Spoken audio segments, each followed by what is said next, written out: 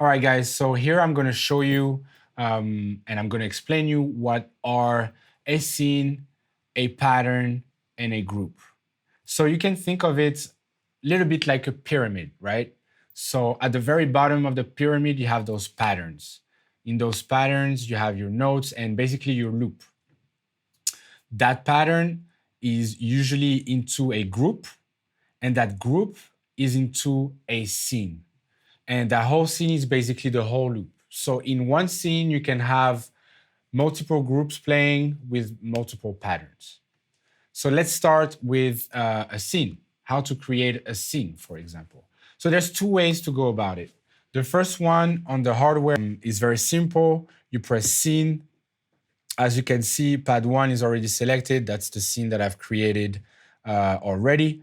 If I want to create a new one, I just press the second pad.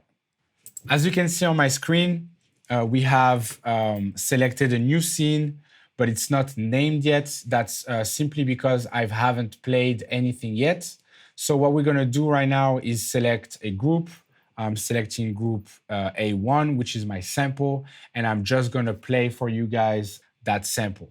So first, what you wanna make sure, if you wanna stay in a 4-bar measure here, you're gonna press record, just like that, and it's gonna create the scene for you and the pattern. In that pattern, you're gonna wanna play that sample, for example. So I'm gonna do shift and rec, so I have a count of 4, and I'm gonna play my sample, hopefully in time.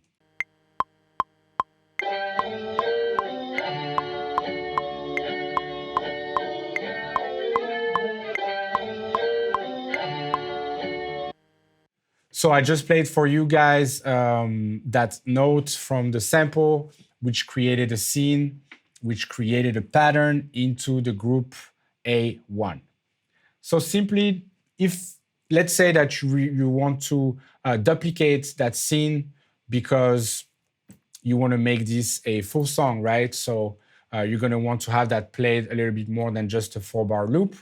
All you have to do on the hardware, for example, is press scene, press duplicate, press the scene that you want to duplicate. In this case, it's pad 2, scene 3, and have it on the next pad, for example, which is pad 3. Boom. There you have it. Here, as you can see, I'm not letting go of the scene button simply because if I want to edit that pattern and not edit every patterns or the scene that I just duplicated, I'm gonna have to press the button unique here. Boom. Now this is gonna make the same scene as scene 3, but if I want to edit, I'm just gonna edit that scene 3 one. All right, so let's go back a little bit. I'm gonna shift and undo. So we're back on this one. I'm gonna show you on the software how to do so. So very simply, again, if you want to select the scene, you just press C on your laptop. That makes it much easier. And then you just press duplicate. Boom. Now, if I want to make that scene unique, meaning if I want to edit in that scene without affecting the scene 3 that were duplicate, I'm gonna make it unique. So in order to do so, make sure your scene is again selected, and you double click and press unique. Boom. All right, so I just showed you how to duplicate a scene.